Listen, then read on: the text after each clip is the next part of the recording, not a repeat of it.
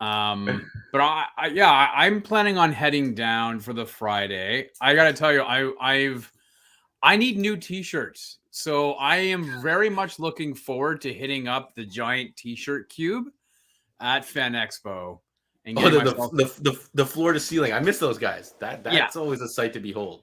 yeah. So I'm looking to get a whack of new comic shirts or game shirts or whatever, because I've been like itching to pull the trigger on some of those websites you see from the US, but then you convert it and ship it here. Next thing you know, I'm paying like $50 a T-shirt. It makes no sense. So Yeah. up here, some of the quality isn't great though, either, too, right? You get where? it and it's like a no. I'm saying when you order it online, you don't know what it is, right? It could be like a plastic, the plasticky type shirts. What you want is like the old fashioned silk screen. I feel like is the go-to shirt if you want it to last.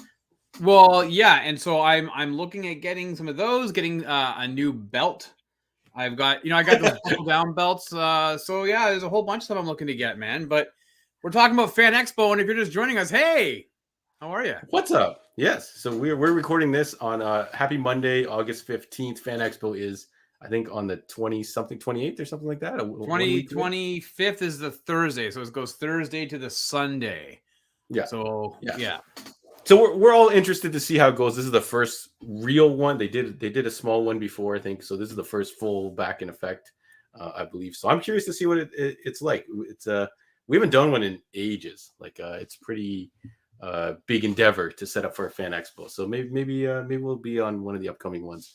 I feel like you guys haven't been there since 2018. I think that was your last year that you guys were there as vendors. Yeah, it makes sense. Yeah, I feel like it's probably longer. I feel like it was longer than that. Yeah, it could be 2017. A bit before the pandemic, maybe, or something like that. Speaking about bit, it looks like you're using a 64-bit modem to dial in today. I'm running into some internet issues, so I'm going to let Rob carry the bulk of this. Oh, as normal. Welcome, everybody. It is a Sidekick Show. I am one of your co-hosts, Rob Gadet. This is my pixelated brethren, John Ho, one of the owners and operators of Heroes World up in Markham, Ontario, Canada. Thank you very much. If you are joining us live in the comments, I say Lewis is in the house, T. Yim is in, and Dino the Genetic Marvel is in. Although it could be Dino, I don't know. I'm going to say it's Dino. Dino. What's up, Dino? But welcoming everybody. And if you are listening after the fact, thanks so much. Do us a favor. Please like and review, whether it's through iTunes, Spotify, Amazon Music, or wherever you're listening to the podcast. We greatly appreciate it.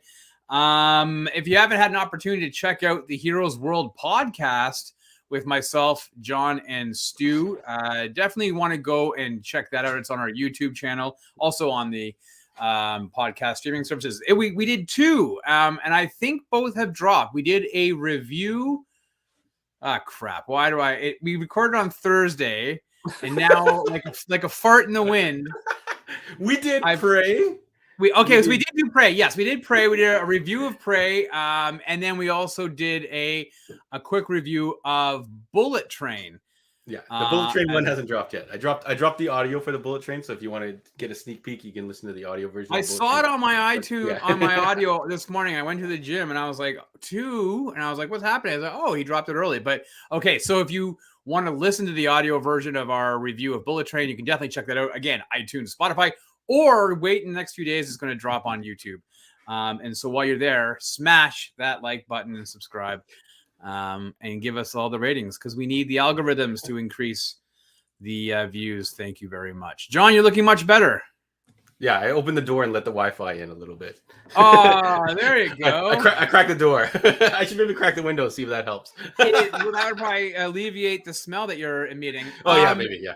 Now, let me ask you, the door, is it a steel door? Is it blocking your, what type of door do you have that blocks your It's a regular door, but maybe it's got lead paint in it or something. I should probably check it out because it actually did go up. I don't know. I feel like that should not be a factor. It just could be Lewis is right. Lewis said that you need a mesh network. And I feel like I had this conversation with you many, many months ago about you getting the Eero mesh network. And you were like, so I'm assuming you didn't get it. Yeah. So today we've got a fairly decent deck. We're going to talk about how our weekends were. We'll talk about what's new in the store. I don't have as much news. It was a bit of a slow news week after the juggernaut of the Warner Brothers Discovery bloodbath. There's not really that much, but we'll talk about news. And then, of course, we're going to go into the main topic tonight, which is our retro review of Predator 2. So hopefully you all have had an opportunity to watch that recently. It is on Disney Plus in Canada, and I believe it's hit Hulu in the US. Or you might own it. Dig up your old VHS, folks. That's right. Those are always funny. You ever John flip it open? Yeah. Oh man. All right. Thank you, everybody. Thank you, Rob. So we're going to talk about how was your weekend? We like to open it up. If you guys got to check out any of the cool new content drops this weekend, I know there was a bunch of stuff, Rob. Day Shift did drop on Netflix, the new Jamie Foxx monster hunting movie, I think, original movie. And I just noticed about 2 years ago, this exact time, Project Power dropped as well, Rob. Remember we did a review for Project Power with Jamie Foxx, and that was a superhero. You take Machine Gun Kelly. Machine Gun Kelly, my guy, MGK. But yeah, we're going to actually put a pin in that, and I think we're going to be talking about Day Shift maybe next week if you guys didn't get a chance to see it. So don't worry about it. But that is brand new, Rob. I think Old Man, I don't know if you heard that one. That's going to drop on Disney Plus Canada on August 17th. I don't know if you're going to watch that coming up. I am. Yeah. It's going to start streaming. So I guess we're dropping it every week or so, right? Now, it is on FX. I have FX, and it's on my list to watch. And I was like, oh, if it's going to be on Disney Plus, then I'll just wait for it. I think there's like 8 episodes. I'm very excited to watch Old Man. Yeah. We saw, Jeff Bridges and a bunch of other well-known folks, and it looked pretty cool. So we're going to check that out. Lightyear dropped on Disney Plus, as well as I think Elvis is available on demand, which Rob did see in theaters. So I think he did recommend that flick. So if you want to go pay the admission to get it early on demand, I think we're going to endorse that. I think I'm probably going to break and maybe do it this weekend. My wife's a big Elvis fan, so I'm going to watch that. And Sandman has been catching fire. A lot of people talking to me about Sandman. I haven't got a chance to watch it yet, but I've heard nothing but good things about it, Rob. So let me ask you, what did you get up to this weekend? Because I always have kind of a boring weekend and miss out on a lot of this content. So did you catch any of these? You guys in the comments, let us know if you watched any of this. Maybe you finally just watched Prey, which we talked about last week. Let us know in the comments what you thought. Yeah, well, I was going to save it to the end, but I did. I'll start off since you mentioned it. I did watch the first 2 episodes of Sandman. I've watched just on 2 individual nights. Yeah. I got it. So, John, I'm a big fan. When we started this podcast a few years ago, I was touting how much I loved The Watchmen, the HBO Damon Lindelof show, right, with Regina King. Yes. So far, I'm only 2 episodes in. This is like eating like the most glorious meal, and like I'm only good for 1 episode per night. I want to kind of binge it, but I want to think about it and like just enjoy the Sandman. So I've only watched those 2 episodes, but man, I've really enjoyed. And I compared, like, there's a lot of TV shows I like. Obviously, we talk about Reacher. Like, I can binge watch that. I love that stuff. But this is just like high elevated art. It's the same feeling I got when I was watching The Watchmen when it came out a couple of years ago. I just want to watch each episode as they come out. Like, I'm just watching one at a time. I'm just letting it sink in, and it's phenomenal. So if people can I ask you, Sandman is a little bit out there, I think, the comic book. I don't know if I would recommend Sandman comic book to everybody out there. Right. It takes a special audience. Who would you recommend the Sandman show to? Or is it a little more accessible to people than maybe the comic book was? Yes, I'm only 2 episodes in. So I don't know how, like, I really have to assess it right out, like, once I'm finished it to find out. I will say, though, that the first episode is really accessible and will probably intrigue almost anybody who wants to watch a good, like, story-driven with a bit of fantasy, or if you want to call it fantasy or sci-fi tinge to it, but it is a very interesting story. So I would recommend it to a lot of people. Now, I got to get through after episode 2, or will people still be intrigued if they're not big fans of that genre? I'm not too sure. But I told you before, like, I thought the marketing for this show was abysmal, only because the trailer didn't really explain what it was for newbies if you don't know what Sandman is. But this first episode, I felt, was a very good entrance point for anybody. So, yeah. Okay, so at some point we will probably do a season review of Sandman. What else I got up to? So John, I was watching Taboo, that 2017 TV show with Tom Tom Hardy. I Hardy. finished that. It's on Netflix. It is actually pretty cool. It is bizarre. Some weird shit happens in it, but it's fun to watch if you've got nothing else going on. And then John, Disney Plus. A lot of my friends are sports people, and they've always talked about 30 for 30. The ESPN, the shows on ESPN. I've never seen any of them. Disney Plus has released a handful of them up in Canada, so I started watching a few of these things. I watched one on Gretzky when he signed with the Kings. I watched one on the hockey scandal with the New York Islanders from the 90s. I watched one on Deion Sanders doing the 2 games, the baseball and football, all in 24 hours. 3 games, sorry. And do you then remember Deion Sanders released a music track back in the day? Yes. From a movie. I forgot what movie it was. I want to say it was the Street Fighter movie, maybe. Street Fighter, yeah. Maybe, yeah. And then I watched the one on Tommy the Duke Morrison, who was Tommy Gunn in Rocky 4. It was a Rocky 5. Rocky 5, folks. Rocky 5. Sorry. Sorry. So that was really, really interesting. And then, John, because I'm a kid of I'm a teen or early 20 guy of the 90s, Netflix has a 3-part documentary on Woodstock 99. Yeah. Okay. Yeah. I saw my wife watching this. Max had done one. It's on Crave called, Woodstock 99. It was 1 episode. It was 2 hours. And I was like, what are you going to get out of 3 episodes? I tell you, it was riveting and an interesting take. So if you've seen the one on Crave, go ahead and check out the one on Netflix. It is quite cool, and it does bring you back.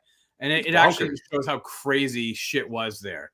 Yeah. And then before I go on anything else, John, I finally finished my Justice League New 52 Omnibus Volume 1. This is like 1,400 pages, John, or 13 maybe. This is a big-ass book. Volume 2 is out at the end of this month, and I think you guys might be getting it. Yeah. I pre-ordered a bunch of these nice fancy omnibuses. I think you've pre-ordered one for me, and I'm very excited. It's interesting. The New 52 gets shit on quite a bit. Everybody always thinks about Batman because you had the Snyder Capullo run, which is probably the best thing that came out of the 52. But I gotta say, even though it's not your Superman, because it's a weird Superman in this is a good run. Like, I really enjoyed this volume, and volume 2 will have the Dark Side War on it. And then I texted this to you, John. Last week we reviewed The Gray Man. Yeah. If we were talking about picking up the book, dude, I went to Costco to get some popsicles. Because it's hot. Right. It's hot, folks.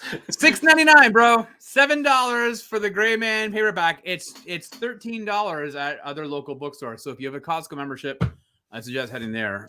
Dude, that's dirt cheap. I actually looked up this book because we deal with Penguin Distribution now, which does distribute actual books. Our cost on that equivalent thing, I think, is $12. So I can go to Costco, buy it, and resell it for less than my cost. Like, how crazy is that? But have you dove into it at all? No. So I have a stack of books behind me over there that you guys can't see. I told you I like to intermix my comics and then jump into like a novel or whatever. So I have 3 books: this, Dune, and the latest Blake Crouch one that I've got to read. So I've got a lot of books, and I want to pick up Heat 2 that just came out this past week. So man, there's a lot going on. But John, that was my weekend. It's a full weekend, buddy. What about you? What did you get up to? No, I was pretty much at the store all weekend. I did get to catch the final showing of Anne Juliet. So I did catch it a second time, a musical the second time, which is like, I think a first ever in my life. But it was a lot of fun. It was pretty cool to see the cast, and the actual writer, I forgot the gentleman's name from Schitt's Creek, was in the audience that night. I didn't get a chance to pick them out. But it's pretty exciting to see them kind of take their final bows in Toronto. They did thank Toronto for giving them, being such great support for them. And now they're off to Broadway. So if you did catch it, I was wondering about that. Yeah. If they were taking the show to Broadway. My wife and my daughter went on Saturday, as you know. Not because you guys went together, but because you commented on her post. Although if you did want to go together, that would be fine. And I asked her, I said, do you think they're going to hit Broadway or something? She goes, I'm not really too sure. So I'm happy to hear, though, that they are, because from what she told me, it sounds like it would be a hit on the stage in New York. Yeah. Highly recommend it. You're going to have to make a road trip now to go see it. But it was pretty cool to see. So shout outs to that. Yeah. I'm over there picking up all the copies of Gray Man. So if you guys checked out anything new over the weekend, or maybe we missed something that maybe did come out this weekend, let us know. I think Terrence maybe shouted out Westworld season 4. Did Better Call Saul, the final season, drop, or is it? I think it ends tonight. I could be wrong. I think the final episode is tonight. Yeah, or is it tomorrow? Because Westworld, I think, is tonight, or was it? I don't know. Anyways, Westworld just finished their finale, so either tonight or it was last night, and then Better Call Saul is tonight or tomorrow. But I'm very much looking forward to Westworld. I got to jump on that now that it's over. I want to try to binge watch that. And For All Mankind, I heard phenomenal things about this newest season. You and your For All Mankind. I got to try at least one episode because you're raving about it so hard, and a couple other people have recommended it to me. So we'll check that out. Just a quick shout out to the store. If you are not following us on Facebook or Instagram, we did post in the new comic book releases coming out this week, which does include Fortnite Cross Marvel Zero War #3, which gets you another cool digital code. Collect them all and get something cool at the end. So shout outs to that if you need those. But I saw some people in the comments mentioning some of the news. So I think we're going to get to the news before we get too deep. And then we're going to talk a little bit about Predator, the Predator movies, and then our movie choice of the week, Predator 2. So hopefully you stick with us and have some fun. So Rob, can I kick it to you for some news? You can, but just as a quick reminder to those, if you are a fan of the Predator or anything else, Heroes World's got a whole whack of new action figures. I guess is that what they're called, John? Are they called action figures? Yeah, they're called toys for grown-ups. Toys for grown-ups. We got a bunch of older stock. We got some used inventory of NECA Predators, as well as some leftover new stuff. And then we do have a whole bunch of the Haya toys. It's an import company that does the little 3-inch scale. And we do have the Marvel Comics issue #1 of the Predator, which features a turning of the tables on the Predator, where someone is hunting predators to get revenge for their slain family. So check it out. #1. It's COVID. Selling. Yeah, maybe. Might be. COVID in a superhero suit. But #1, it's selling really well. We are out of various covers. We have a couple left, and we're getting more. So if you want one of those, I heard it's on fire, man. I heard that first episode was really, really sick. Yeah, cool. So listen, somebody mentioned in the comments about news today with respect to the CW. We did talk about it a couple weeks ago, John, about this impending sale of the CW. And it looks like it has been finalized this morning. It was a cable company. I remember I had told you that I guess a company that owned a number of TV stations or cable stations throughout the Midwest, I believe. Nexstar is the name of this company that has now purchased a controlling interest in the CW. I believe it is 75%. I could be wrong. It's 75 or 80%. That's what I read. I read 75, and then the other two companies get 12.5 or something like that. Yeah, and so I feel like it's Warner Brothers, and I want to say NBC Universal have the other interests. I could be wrong on NBC Universal, but we knew that this was happening a number of months ago when they started canceling, or I guess you could say, not renewing a lot of fan favorite television shows. That's the positive spin. Right, we're just taking a pass. Taking a pass. You've had a great run, Legends of Tomorrow. We're moving on. I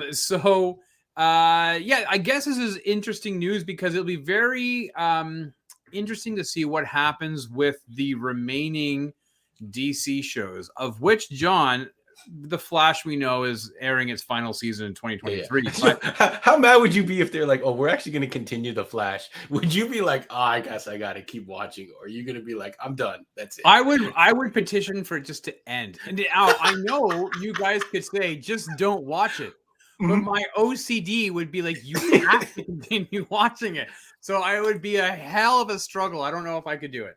I think a lot of people have that same mentality. It's like, it's out there. I feel like I'm obligated to watch it. But if they end it, I'm okay with that. The worst example, I think I've told you, and I've repeated the story on here, is the TV show Damages with Glenn Close. Yeah. they were all for streaming, and my wife was like, just stop watching it. It's not like you've rented it. I'm like, there's like 4 seasons, and I was hate watching it. I just sat each time.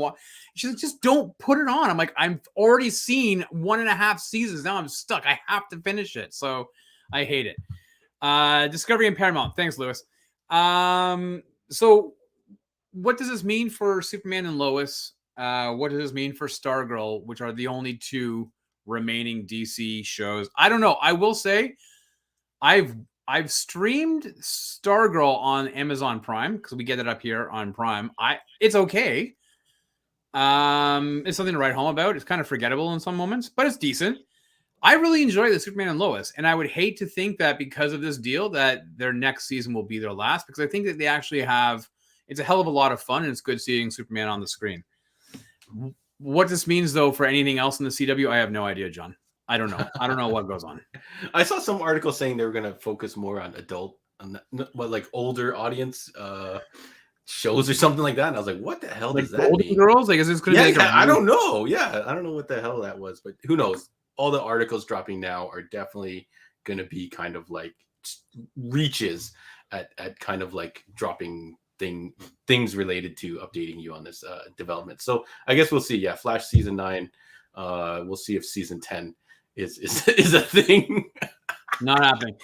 We're gonna move on. So when we did talk about, well, we were behind the scenes. It was you, Stu, and myself. We were talking about the Gray Man and Bullet Train, and I said, wait, maybe it was. Oh, we were talking about Prey. It was the director of Prey. It was during our Prey review, and the director, I had said, hey, you know what?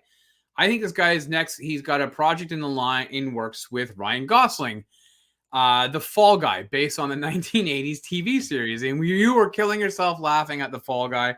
Well, I love The Fall Guy. I don't remember anything about it except for the truck that he drove. So as long as they have the truck, I think it's a modified Ford Bronco, but I could be 100% wrong because I was very young at the time. But if that truck's in the show or the movie, I'm in. So the whole premise of the TV show is a stuntman who I guess has like a night job or highlights as a hitman or something, right? That sounds hella cool. It looks like Emily Blunt is now joining the cast to star opposite Ryan Gosling in the Fall Guy film for Universal. So sorry, nerds, doesn't look like she's going to be appearing as Sue Storm. But yes, David Leitch, the director. So it's not the director of Prey. It was director of Bullet Train. He is going to direct this Fall Guy. As you know, it was a TV show that originally starred Lee Majors as a stuntman who is a bounty hunter. There you go. Not a hitman. He's a bounty hunter. Ran on ABC from 1981 to 1986. So, John, I mean, this is, you're going back to 1980s television shows. If you remember, a number of years ago, Bradley Cooper starred in a somewhat of a remake or reboot of The A-Team. Is there another 1980s TV show you'd like to see redone for the big screen? Yeah, 100%. Yeah. So A-Team, I actually didn't mind that A-Team movie. If anyone liked that A-Team movie, let us know in the comments. With Rampage Jackson. Yeah, Rampage Jackson. Yeah, and they were like flying in the air with the tanks and stuff like that. I thought it was okay. They could have had something with that.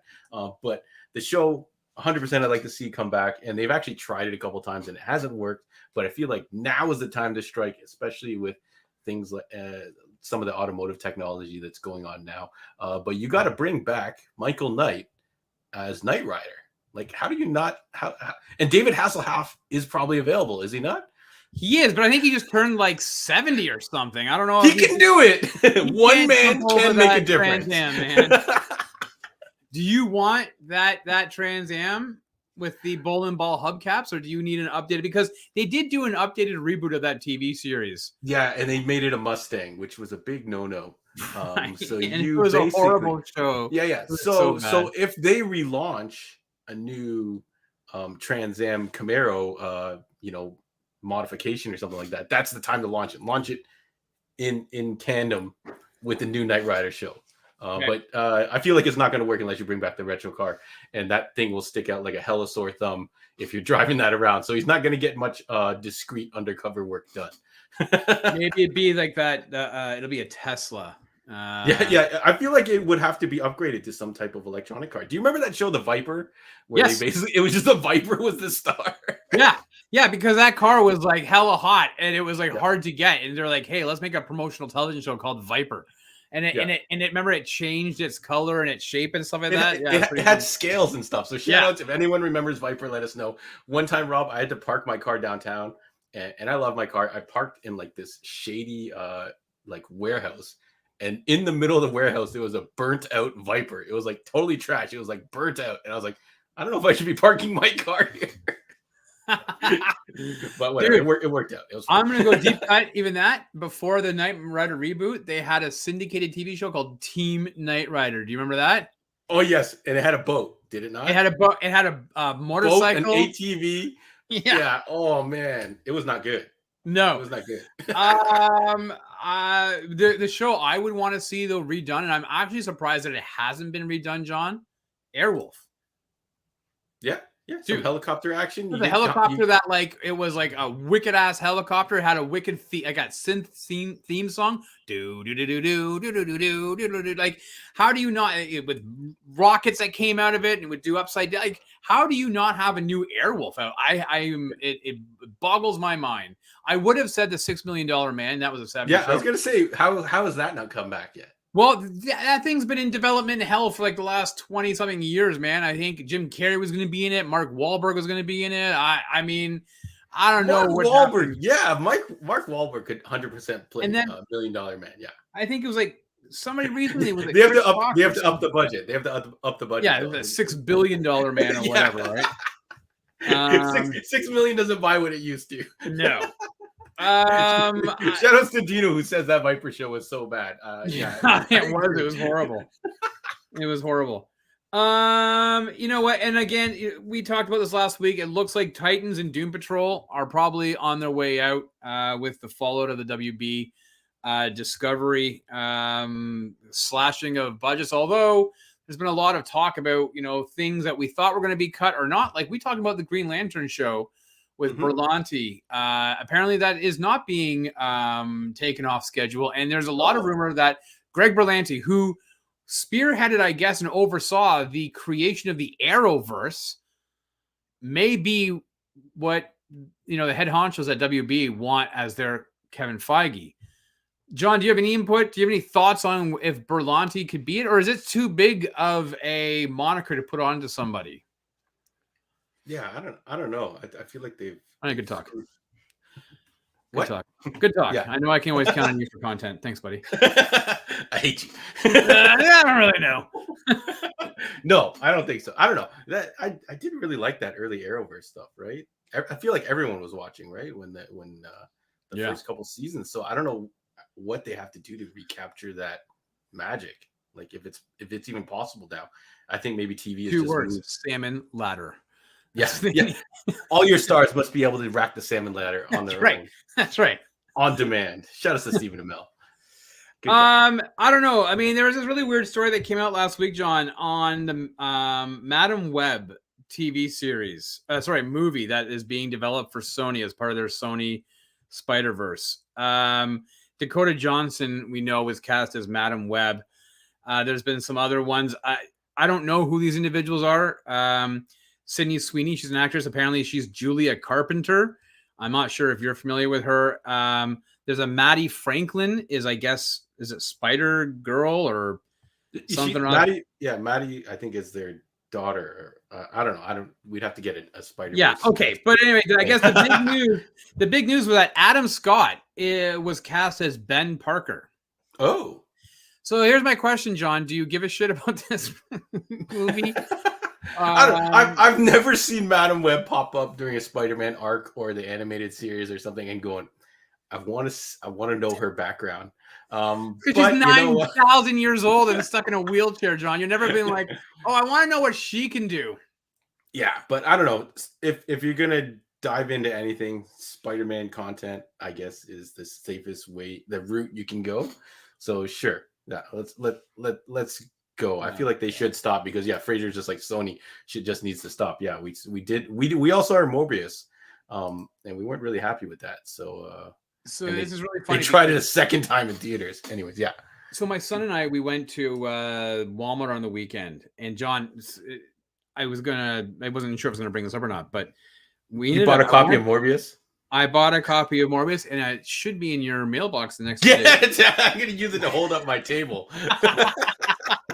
No, I was thinking I was like, we've discussed, I'm a bit of a completionist. I like having Blu-ray stuff, so I picked up Shang-Chi, The Eternals, and Doctor Strange: Multiverse of Madness on Blu-ray. I refused to pick up Black Widow. Come on, no, but they did. The entire first half of Black Widow was really solid, I think. No, but they did have Morbius on there, and my son's like, "Hey, what about Morbius?" And I slapped that boy so hard. I was like, you slapped the DVD out of his hand in the middle of Walmart. We did the tortilla challenge with Blu-rays, and I won. But it does. My question to you, and I guess those in the chat, I noticed that the sections for Blu-rays are getting much smaller and smaller every time I go, whether it's Best Buy or this and that. It's very hard to find some of these things because these are all available on streaming, but I like to own my stuff. So, do you find yourself buying less and less movies now, physical copies, because you can either A, download them, you can purchase them digitally for like iTunes or whatever, or B, they are all on the different streaming services like Disney Plus. I could access all of these movies, but I like to have them. So where do you see yourself falling? I haven't bought a Blu-ray for myself in a long time. Like, I feel like Age of Ultron maybe was the last Blu-ray I bought, and I would just buy them and I would not watch them. From 2012? I think so. Either that or Dark Knight Returns or something like that. I don't know. The Age of Ultron is after it, right? Age of Ultron's after what? Dark Knight. Well, Dark Knight came out in 2008, and then Dark Knight Returns was like 2011 or 12. I didn't buy Returns. I remember I put my foot down and I was like, I'm going to stop this nonsense. I put my foot down. I said, I'm not going to buy any more after Bane. Well, John, are you not going to buy more DVDs? I don't know, but I feel like it is going to be a sad day one. Like, you're in the Blu-ray section. Have you ever went to the other side of the rack and looked at the CD section and seen how sad that is? It's like, there was 4 shelves, and it was it's literally less than a rack. 4. It's smaller than the clearance rack, and it's literally only got whatever the number 1, 2, 3 albums selling are, and then maybe a bunch of Christmas CDs. So it's a really sad sight to see. So it is going to be very sad when the Blu-ray aisle turns into the same as that CD aisle. But I do look forward to I think Top Gun Maverick is going to be the first new Blu-ray I've bought in I don't know how long. So yeah, you guys shout out. Let me see if we got some input. Well, I will say, like, while you look at the comments, like, for me, I like buying them because I am the selective completionist, because you get a digital code with most of these. Now, here's a problem, John. I don't know what happened. I have a nice library of movies on my iTunes. I used to buy these Marvel movies. I would download the code and I would get a digital copy in my iTunes. But now we no longer, I don't know why, I don't know what happened, but now I can only download it, redeem the code to either Google Play or the Cineplex store. Who the hell uses that? So let me tell you something, what I'm not going to do. I'm not going to use Cineplex store. So now I'm stuck having to download it in Google Play. But John, you don't get any of the special features or any other shit. And then you're kind of stuck watching it either through your YouTube account or like I know people like, just download the app. Who cares? I'm old, John. I like things the way I like them. I like them in a certain area and I like everything together. Now I got 2 different apps where I own movies. Why can't it be together, man? Why do I no longer have access to download those movies? Now I gotta buy it twice. I gotta double dip. Yeah. The fact that you would have a digital download for I think you got to select before, right? You got now I only have 2 selections. Yeah. So if you got Terrence said he would buy it if it had good extra content. A lot of that does end up on the web later. I remember commentary tracks. I used to listen to commentary tracks back in the day, right? So, anyways, John, I got no more news. It doesn't really matter. Now I'm all pissed off and irritated, which is gonna be great going into our next movie. Yeah, nice. All right. So someone did ask you if you watched I Am Groot, the Disney Plus short. No, Eric, I hope you enjoyed it. I've heard interesting things about it, but I would rather watch Black Widow than watch the I Am Groot shorts. Black Widow is not that bad, man. Come on. I disagree, John. Have you watched it since? I started. I got through the first half. And it seemed all right. No, I'm calling bullshit, and I wonder what is worse, one WW84 or Black Widow. No, 100% Wonder Woman. You guys in the comments, what's worse, Wonder Woman or Black Widow? Sorry, I'm gonna move my headphones because I think I'm getting some feedback. Move your headphones. Yeah. Fool. Yeah, let us know. I have a real. Lewis is saying Wonder Woman 84 is worth. Steve is saying both bad. So Steve is like Switzerland. He refuses to pick a side. Tim is saying 84 is worse. I can't tell you, John, that I have my son is with me tonight. He's hanging out and he's nodding his head. 84 is definitely worse. 84 is worse than Black Widow. Fraser agrees. So maybe I guess great, but I don't know, man. Black Widow is probably the worst Marvel movie. I don't know about that. But what do you think is the worst? The Hulk. Get out of my office. Which Hulk? The Ed Norton or the other one? No, the Ed Norton one. The Ed Norton? The Incredible Hulk. No, I think I'd give it to something newer, like an Iron Man 3 or Thor 2 or Ant-Man 2. Lewis saying he's going to watch Black Widow again, but he refuses to watch Wonder Woman 84. Well, Lewis, I'm sorry, but next week on the Heroes World Psychic Show... Dino hasn't seen Wonder Woman 84. Lucky you. Do you remember how excited we were? I mean, we went through on that damn the trailer with the dance track to Blue Monday. Yeah. We had popcorn and everything ready. It was paid for the rental. It dropped. Right? It dropped on Christmas Day. We were so excited. Are you snapping right now? I see flashes going off next to me. What is happening? He's doing Snapchats. This is great. All right, John. Let's get into our our movie. Well, Terrence said if the Black Widow dropped, or even he says before Civil War, but I would say even when it was originally supposed to drop, I think it would have been much better received. Than all these delays and stuff. But yeah, let's move on, folks. We're going to talk a little bit about what has kicked off what we chose for our movie this week. Just in case a lot of you didn't watch Predator 2, we're going to talk a little bit about Predator movies in general to open up. So Rob, Prey, the aftermath. How are you feeling about Prey? We did a full review on it in the Heroes World podcast, so check that out. Me, Rob, and Stu. And if you want to hear Andre's thoughts, you're going to have to come to the store and get the exclusive from him. But give yourself an hour. Yeah. No, Andre's got some really good thoughts on it. So if you want to talk to him about it in the store, definitely drop by. But Prey, how are you feeling about it afterwards? I think I'm still a pretty big fan of the movie, and I think it's great because I think almost everybody has dove into rewatching a lot of Predator stuff since it dropped, which I think I agree. I think it's reinvigorated the people wanting to get back into the franchise. It's stalled out in numerous years. Some people didn't even watch the most recent ones. I think for Prey, it's like being like, hey, I'm going to go back and watch the original one and this and that. I've talked to a lot of people. I dropped off my son at a friend's house. I was talking to the mom, and she is a huge sci-fi fan. Like, she loves Predator and Aliens. They were away. I said, did you see Prey? She goes, yes, we saw it. She goes, I loved it. And like, I got to say, John, even after seeing Predator 2, I even appreciate Prey that much more.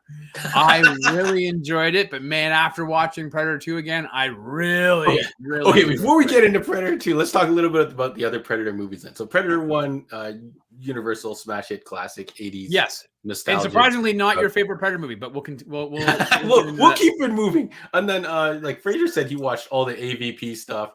I don't think I could bring myself to ever watch those AVP. So you've never seen them? I think I watched at least one of them back in the day. Okay. And it was really odd because Predator was running around destroying evidence with this weird acid. It was a really awkward movie.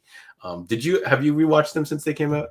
No, I mean, I think when they came out on the movie network, right? Like way back in the day. So I think I had watched them then, but it barely registers in my brain what it was about. They were forgettable. Yeah. I think, yeah. Shout out to Terrence. Yeah. The Predator has a primal helmet because it looks cool. That's exactly why they did it. He had to fit in this aesthetic. But so we'll skip over the AVP. Fraser, you'll have to give us your thoughts since I know for sure you rewatched them. I don't know if you have a number out of 10 you would give them, or if you would even recommend anyone rewatches them. But then it was followed up by Predators, which I feel is actually a pretty decent film. I started to fire it up again. And then The Predator, which was that really controversial one with Olivia Munn and a bunch of others that I feel like just didn't quite work. I think we talked about the Predator dogs and stuff like that. Yeah, we thought we hit the apex with the Hulk dogs, the Eric Bana Hulk movie, and it's like Shane Black's like, guess what? I'm gonna make Predator dogs. And he's like, come on, man. So now I want to see a battle between Hulk dogs and Predator dogs. Oh yeah, that'll be the next AVP 3.5 or something like that. I don't know. Predator versus Hulk. DVPD. Yeah. All right. So a lot of people giving Prey love. So yeah, if you haven't seen it for some reason, definitely check it out. It's definitely worth watching, especially if you have Disney Plus. You just basically got a free wicked movie on in your inbox right there. So check it out. Yeah. Shout outs to the dog in the movie is very adorable. I believe it was discovered that he is a rescue pup. So shout outs to people who rescue the dogs, right? Yeah. Let's go on to, so we chose this movie because I don't know, why do we choose this, Rob? Because we want to have some fun. John, we chose it because originally you said because not just me. The reviews of Prey before we got a chance to see it were all saying this is the second best Predator movie. It wasn't just one person from Variety or whatever outlet that was saying it. You started seeing this popping up, this idea or this thesis or whatever, this position point that Prey was a second best Predator movie. And you were like, that's bullshit, man. Predator 2 is. And I'm like, well, and then you're like, I think we should rewatch it. And I was like, sure, why not? It's timely. Let's get into whether Predator 2 is still considered the second best Predator movie. People can probably already guess my feelings. Surprisingly, John, they probably don't even know your feelings unless they've watched our review of Prey. But that's how we got into it. And I got the rundown for you, bud. Yeah. All right, cool. Let's talk. What are the stats on Predator 2? I know Arnold Schwarzenegger passed on this movie. I think there's a very brief moment in his book where he does mention that why he passed on this particular movie. But go ahead, Rob. What do you got? All right. So Predator 2 was released November 21st, 1990. The sequel to one of our favorite action movies of the 80s, but this time original star Arnold Schwarzenegger does not return.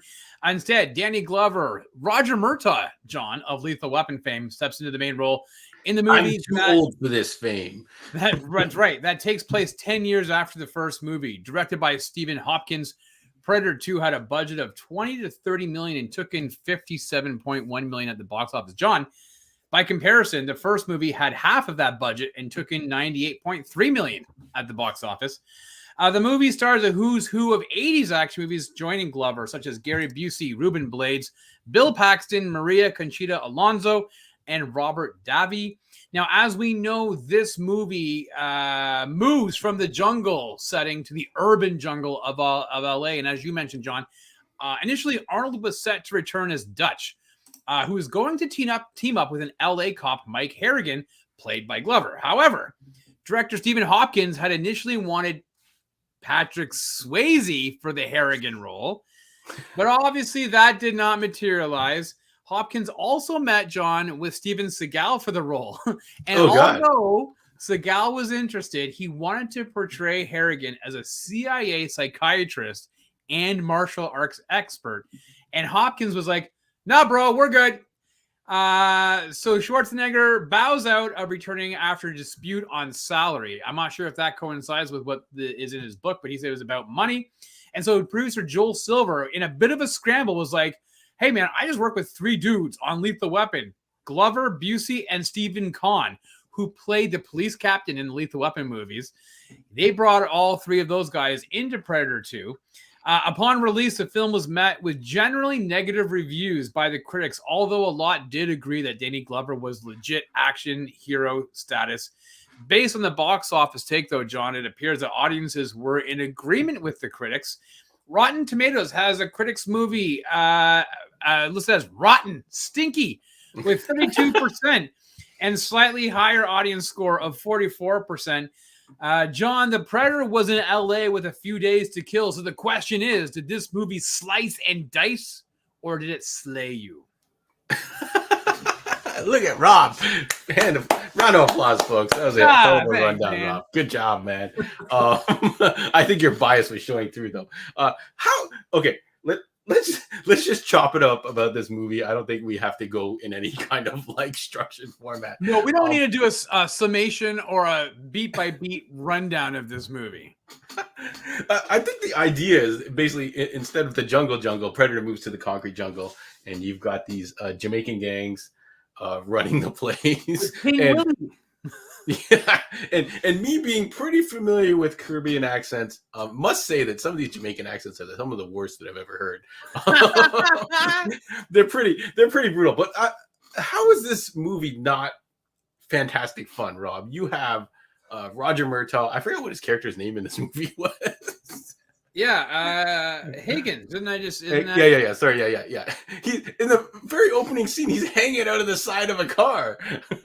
In a very RoboCop-like setting, and I'm like, what happened to LA? I'm like, it's crazy. Yeah, there's just a crazy shootout. There's cops on the ground. And there's the gangsters just going and grabbing belts of ammo from their little house and stuff like that. And it was very much like watching G.I. Joe cartoons in the past, where everybody's firing at everybody, but nobody's getting hit. Yeah, because those gangsters were out there with their machine guns just spraying everybody. You got Morton Downey Jr. as the news reporter, who's reporting live from the scene, and bullets are going, but nobody's getting hit. It's funny. Every reporter kind of tried to snake in, and then all these bullets start coming, and they're like, "Oh my god!" Listen, I had sent you a message, and I said, I remember watching this. So this came out in 1990. I would have been 14 years old. Yeah. This was made for my 14 and 15-year-old self. I love it. That's exactly. I feel like it's a huge product of its time. Like if you were to go back. Yeah. Well, if I went back in time, if I could jump into the DeLorean and go back in time, and I would slap the shit out of my 14-year-old self and being like, what are you thinking, bro? Like, this is not the thing for you. You're right. It is a product of its time, but it does not hold up well in comparison to other movies of that time that we have gone back and watched, whether it was Roadhouse, Point Break, the Die Hard, Die Hard 1, even those movies hold up.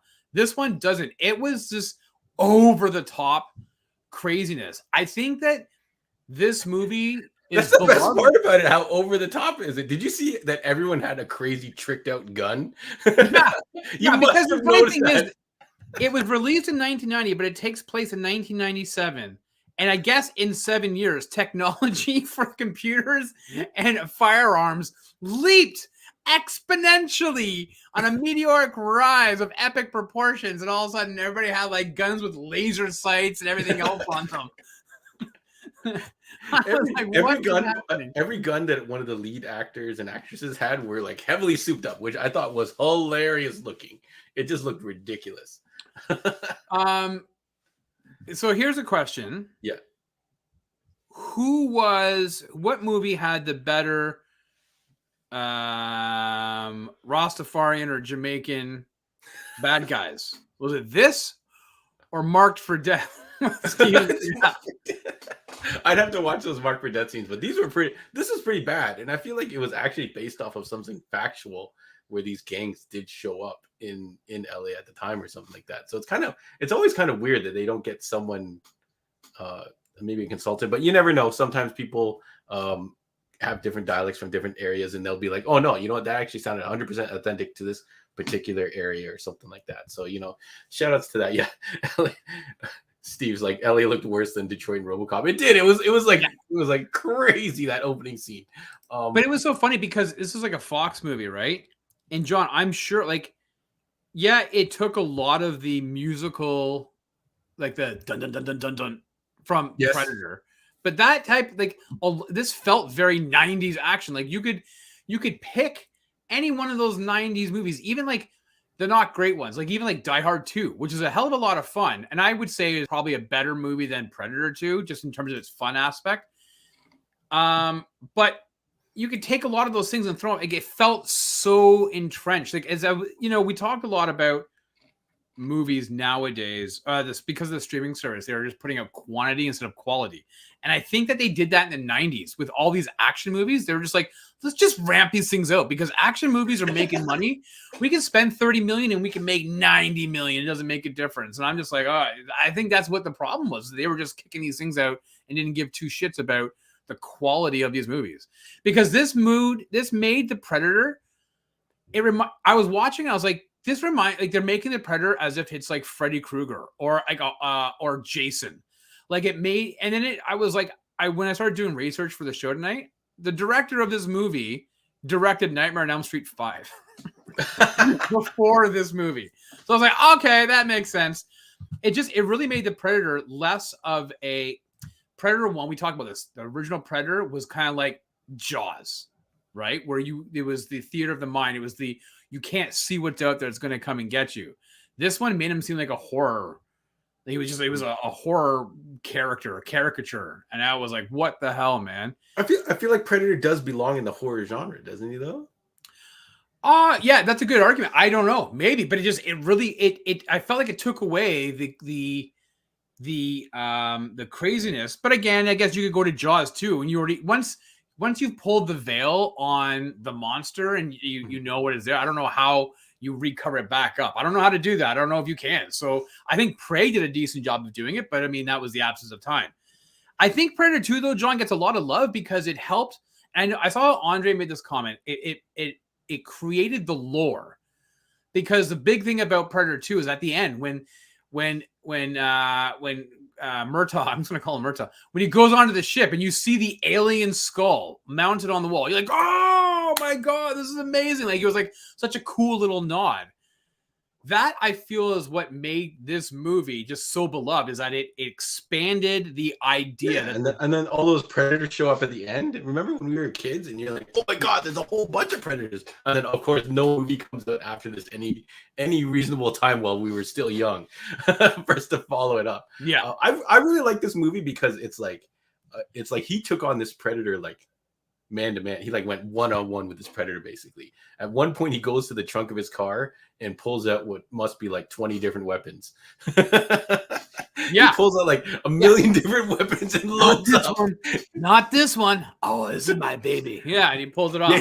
Yeah. And he just goes in and he goes to fight him, and then he ends up with a disc, and then he like, you know, they basically tussle, and I really love the ending where he's like, he sees all the predators drop down, and then he's like, all right, who's next or something like that, right? Maybe it's just a testament to Danny Glover's like acting that he was able to like kind of salvage this movie that probably 100% should have had an Arnold Schwarzenegger team up aspect to it. I think in his book he actually says it's something to do with the script. He didn't get why the Predator was in the city, but he might have just been trying to not mention the money to not seem greedy or something like that. Yeah, but it could have been that as well. Like Tim had it. He just said, "Is Jaws 2 in the SeaWorld?" No, that was Jaws 3, and I think it was Dennis Quaid was in that. Sorry, did you just fart? No, that's Harley. My dog's in here and it farted. It stinks.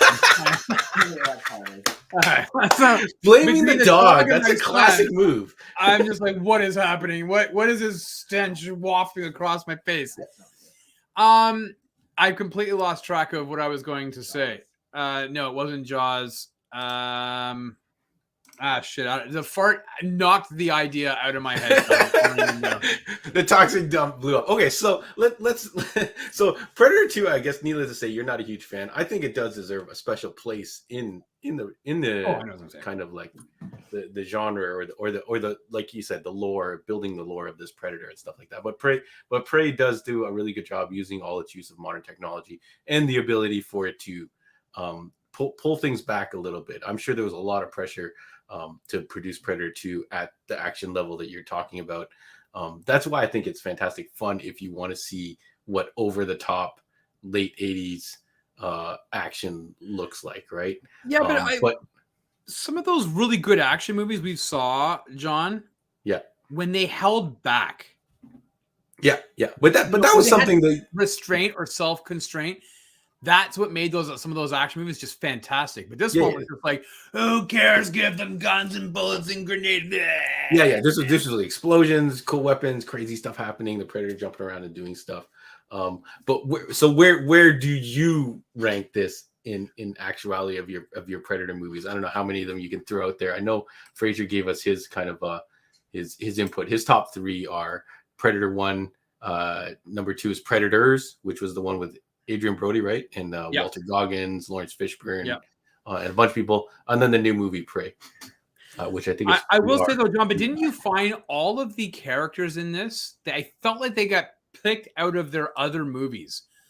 Like, the girl, I was like, that's the girl from Running Man, right? Yeah, and she had the practically exact same lines. They it's as if they Bill and Ted. They did Bill and Ted, and they grabbed them out of their timelines and threw them into this movie. Your boy, what's his face? Oh my God, who's our guy? Bill Paxton. Bill Paxton. He was playing like it's like they took him out of Aliens and put him in a suit and dropped him into this movie or whatever. Like, and Gary Busey, like I felt like they just took all these characters, these actors, and said, "Okay, do what you did in that movie. Just do what you already know to do, and just do it." Like, I wonder what the timeline was to film this movie and pump it out. That's why I think it's so interesting to see. But yeah, sorry, you put it. So where do I put it? Well, I'm gonna have to go back and rewatch Predators and The Predator. God, that's probably the worst one. You know what? I still think, based on my recollection, I'm gonna put it as third. Again, I don't hate this movie. I just, now watching it, I guess the absence of time and being able to watch these movies from the late 80s and the 90s, these action movies, as you know, you're 40 or you're close to 40, whatever, I'm 46. It allows me to sit back and say, you know what? I can see where, like, some of those really good action movies, it was the self-restraint is what made them so great. And when I see these ones that are just like blowing their wads everywhere because it's gratuitous violence, I'm like, why would you, like, you didn't need to do that. You could have been so much better. So I guess I look at it with a bit of a jaded lens. So I think it's still probably third. While Prey didn't maybe expand the lore of Predator as a character, at least it brought it back to its kind of, you know, as you said, John, but in a great argument, its horror element. Like, it brought it back to what it was in the first one. And I think that's why, for me, that's a solid number 2 in the franchise. Yeah. I think back then they couldn't do something like Prey. I think once people started seeing the Predators pop up, that's why they did the AVP. That's why. So Tim shouts out Predators. I don't think Predators is the worst one. I think The Predator is in contention for the worst spot for sure. If I ever watch the AVP, I'm sure one of those is going to slot in there. But I think people wanted to see more of the actual Predator, so they had to wait enough time to be able to strip him back and kind of not even show him till the end. And but yeah, I feel like Predator 2 is still going to be in my top 3. Okay? So now, but I think Prey actually would leapfrog over it. Wait, what happened here? Because just 4 days ago, when we filmed our review, you said the best Predator movie was Predator 2. It's on record on YouTube. Action wise, maybe. I don't know. Yeah, I knew it. This guy. Predator 2 is fantastic fun, but anyways. So let us know, folks, if anyone else had their rankings. I thought someone else had their rankings. No, Gordon's saying he was looking forward to Prey. No, dude, you have to watch Prey. I'm telling you, you're really going to definitely watch Prey. Yeah, we're not. No, I don't think anyone said it was bad. I think. Yeah, I don't see it. Yeah, okay, Andre maybe. No. He said he liked it. He said he liked it, but he's got some things to say about it, which is interesting. But, so Steve says Predators. So Predators is the one with the ensemble cast where they're dropped onto the planet, with Topher Grace and all those guys, which I think is actually pretty good. And then he puts Prey and then Predator 2, and then the rest are just the rest. Sure. Yeah. Which I think that's feel like that's going to be more the generic consensus. Well, that's kind of like, you know, when you're ranking your Nightmare on Elm Street movies or your Friday the 13th movies, nobody really throws in Freddy versus Jason, right? Yeah. Right? You're just like, I don't know, who cares about that? Yeah, I think the super dark Predator is probably considered Predators, where they're all dropped on the. Is that considered the super dark one? No, I think that was the second one. I think he's right. I think that was Requiem. Oh, okay. One of the Alien versus Predators are really difficult to try to see. It's the way they filmed it is just very, very dark. One of them takes place in Alaska, and it's like nighttime all the time. So it was like, yeah, and I can't remember if that was the first. You know what? I've actually spoken way more about Aliens versus Predator than I ever wanted to. So. Okay, I guess we'll wrap it up about the Predator. I think it's great that Prey has triggered this type of thing. I think it's very cool that Disney had it on or Hulu, wherever you watched it, had a nice little package. Basically, as soon as you went to search, it had a little box that said Predator collection or whatever, and you click that and you go and watch these old movies. And I talked to a lot of people over the week who have all gone back and rewatched the old movies and watched this new movie and are praising the cast of the movie. So if you haven't seen the review for Prey, we did a full review, Heroes of World podcast, me, Rob, and Stu. You'll have to drop into the shop to get Andre's exclusive. And lots of people in the comments generally are saying they all I don't think I've actually found anyone, even the doubters, when they saw it, they were like, okay, this is pretty good. I think generally people are really enjoying that movie. So shout outs to that. But Rob, as we wrap it up, let's talk a little bit about what we want to do next week. The Predator. No. Predator 1, folks. Yeah, we've already done it. We're going to do it again. Yeah, so you know what? Sometimes it's difficult for John and I come up with ideas to think, okay, what is it we want to do and this and that. And admittedly, like as John and I have talked about the last few weeks, there have been a plethora of movies that have been released to Netflix, whether it was The Man from Toronto. I refuse to acknowledge the second T in that. Whether it was The Gray Man, which we reviewed, and the new one that stars Jamie Foxx that John mentioned at the top of the show, which is called, is it Night Shift or Day Shift? Day Shift. There we go. So you know what? We did do a review of whatever that damn movie was, Powers or Project Power, exactly. Project 2 Power. years ago. It released August 2 years ago. Yeah, so we did a review of that. You can definitely go check that out in our feed. But we are going to go back to the Jamie Foxx Netflix movies, and we're going to check out Day Shift. It just dropped on Friday. I got to say, John, I've heard not a lot. I've heard good things about it. It's got I think the same. It's under. I think we discovered it's the same studio that just did Bullet Train. I think. Yes. And basically the stuntman duo that was behind John Wick. I don't know if one of them directed it, but I did watch the first little bit. And if you're looking for some monster slaying action, I think this is really gonna to feed that. So we want to talk about Day Shift, and I think in talking about Day Shift, we're going to bring in all our favorite monster hunting movies. So maybe we'll talk a little bit about Blade, maybe Buffy the Vampire Slayer. I've got Underworld on here. I don't know if anyone was a big Underworld fan. Hellboy. I don't know if you'd bring up something like Lost Boys, Rob, or something like that. Oh, hell yeah, I would. Like maybe vampire movies in general. Yeah. So some people are like, I love the Underworld films. Yeah. Shout out Fraser. So I think we're going to do that. Okay, so this is directed by an individual by the name of J.J. Perry. It is his first directorial effort. However, he has massive amounts of stunt work. Yeah. Like dating back to like 1987. They Still Call Me Bruce was his first movie. All the way up to 2022. He was a second unit stunt coordinator for Samaritan, John, which is the upcoming Sylvester Stallone. Stallone, your boy. Yeah. And he's done some second unit and assisting directing. So yeah, he definitely is in line and in league with David Leitch and Chad Stahelski, who did the John Wick movie. So this is another John Wick. He's an American martial artist, Atomic action Blonde. director, actor, and stuntman who's moved on over to. He's 57 years old, so he's like, "Hey, listen, I'm going to direct a movie," and so that's what we got. We have Day Shift with Jamie Foxx, Dave Franco, and Snoop Dogg. Yeah, and I believe Scott Adkinson's in here, who is a martial artist supreme. You've seen him in a whole bunch of Van Damme projects, and I think even some of the Marvel stuff, you've seen him in some of the backgrounds. He's one of the guys that Doctor Strange fights in the first movie, I think. But I think he's getting a lot of heat from this, which is awesome.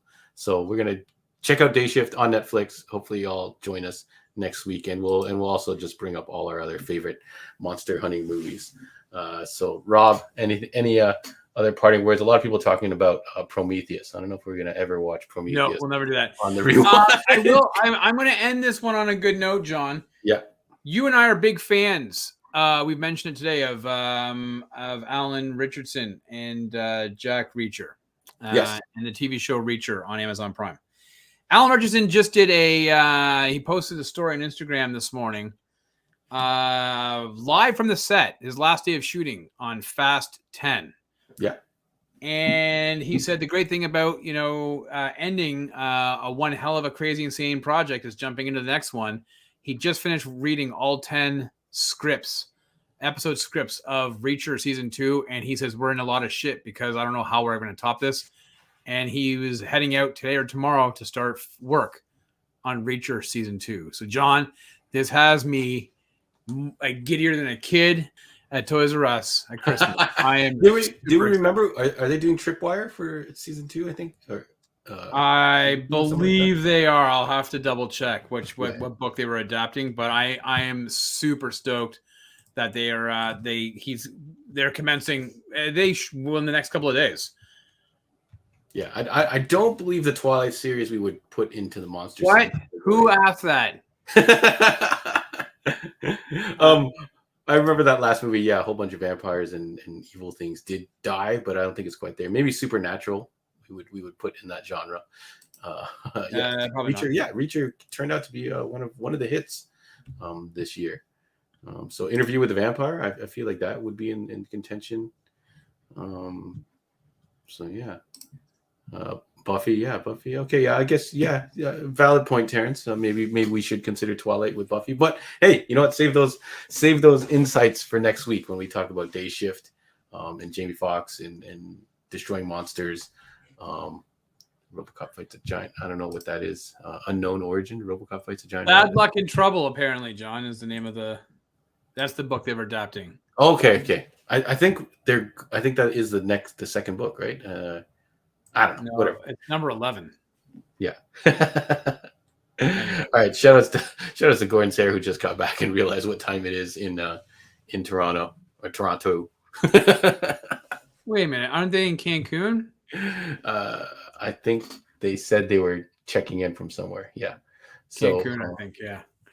Yeah. Okay. All right. So well, let's wrap it up. Yes. Go have a cerveza, por favor. All right, folks. Thank you for sticking with us. Thank you for joining in the conversation. We have a lot of fun. We can't do the show without you. So thank you for tuning in. We will be back again next week, 8:15 p.m. Eastern Standard Time, as usual on Monday. And we will be dropping the Bullet Train review this week. I don't know if we're going to drop another review to go with that. But She-Hulk does drop on Thursday. Oh, She-Hulk. Yeah, they did drop. We may not get a chance to review it before the end of the week, but keep your eye out. We will do our best to get a review out sooner than later. But yeah, shout outs to their marketing team. That latest promo where it looks like a commercial for a lawyer. God, I'm being gassed out of my own office. People aren't allowed. When I do these shows, there's no more visitors. It's the dog. Oh man, that's great. We should have had like a stink cloud that fills up your side of the screen. Anyways, God, scratching. Everyone have a blast. Sarah Gord, please stay safe. We'll see you guys when you come back. Thank you everybody for tuning in. See you guys.